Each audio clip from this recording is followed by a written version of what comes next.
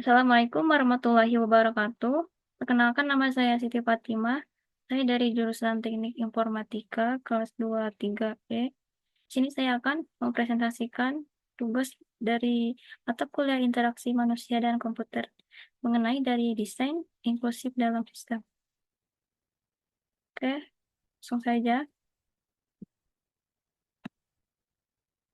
Yang pertama ini dari definisi desain inklusif sendiri, ini adalah desain yang dibangun yang bertujuan untuk dapat digunakan, diakses oleh sebanyak orang. Itu termasuk orang dengan, mohon maaf, keterbatasan fisik atau sensorik, kognitif. Misalkan dia hmm, ada ada gangguan dari pendengarannya, penglihatannya. Jadi saat menggunakan aplikasi atau sistem tersebut, dia masih bisa menggunakan seperti orang biasa pada umumnya. Oke, ya. Jadi mengapa sih desain inklusif ini penting? Yang pertama ini karena peningkatan aksesibilitas. Jadi untuk memberikan kesempatan yang sama untuk semua orang tanpa memandang fisik, dia punya keterbelakangan mental atau apapun itu. Kedua ini untuk mengakomodasi keberagaman pengguna. Jadi setiap orang ini kan memiliki kebutuhan yang berbeda ya, baik permanen ataupun sementara. Misalkan, mohon maaf, pendengarannya kurang baik untuk orang yang udah lanjut usia, atau saat membaca pesan tidak terbaca tulisannya. Karena itu sistem ini untuk orang-orang yang membantu semua orang agar bisa menggunakan sistem itu sendiri. Yang ketiga ini untuk apa sih? Meningkatkan loyalitas pengguna. Jadi produknya itu produk yang inklusif, meningkatkan kepuasan pengguna dan loyalitasnya. Nah, prinsip utama dari desain inklusif ini sendiri ini ada 4. Yang pertama ini keterjangkauan.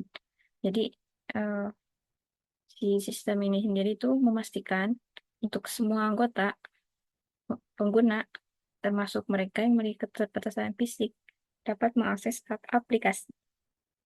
Kedua ini fleksibilitas. Desain desain fleksibel yang bisa diadaptasi dengan berbagai perangkat seperti desktop, tablet atau mode. Ini kesederhanaan. User interface yang mudah digunakan.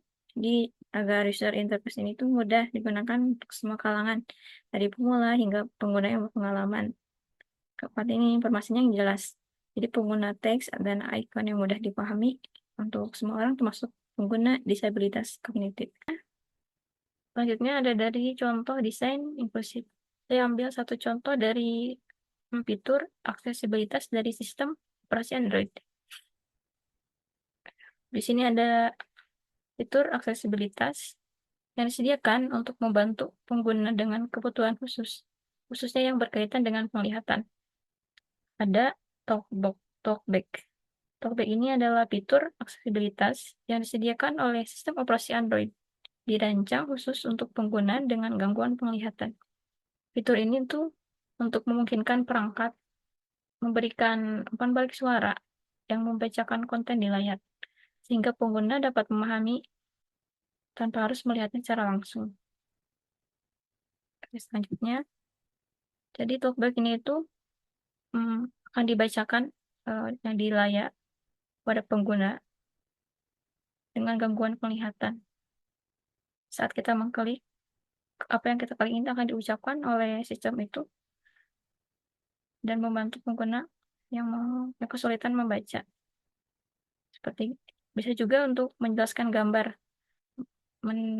mengenali dan mendeskripsi gambar di layar.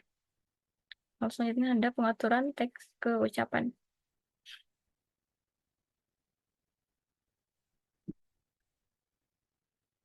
Jadi cara kerja talkback ini itu saat kita membuka aplikasi atau handphone, saat kita mengklik sesuatu, sistem akan memberitahu apa yang sedang kita klik. Jadi manfaat talkback ini sendiri itu sangat membantu untuk orang yang dengan gangguan penglihatan khususnya, memungkinkan mereka menggunakan ponsel secara mandiri. Dan kemudahannya ini nih, dan kemudahannya pengguna dapat mengakses aplikasi, membaca pesan, menggunakan fitur lain tanpa harus melihat layar, hanya dengan bantuan suara. Oke. Nah, manfaat selanjutnya, manfaat jangka panjang dari desain inklusif. Karena ini, yang pertama, membangun brand yang tangguh. Pengguna melihat produk inklusif sebagai produk yang peduli terhadap semua kalangan, tanpa membeda-bedakan orang-orang dengan keterbatasan mental, fisik, atau memiliki gangguan penglihatan, pendengaran. Jadi sama-sama bisa menggunakan hal yang sama seperti orang pada umumnya tanpa kesulitan. Kedua, meningkatkan basis pengguna. Itu memperluas cakupan pengguna yang bisa menikmati aplikasi. Ketiga, kepatuhan terhadap regulasi. Jadi desain inklusif ini sering kali sesuai dengan standar aksesibilitas yang diatur oleh pemerintah.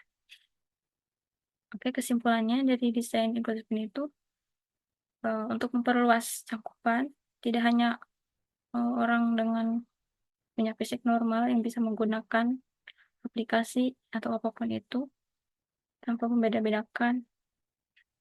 Semua orang bisa menikmati aplikasi yang sedang apa? Mungkin sekian dari presentasi saya. Mohon maaf bila ada salah ucapan. Lebihnya, terima kasih. Dan saya ucapkan terima kasih dan mohon maaf.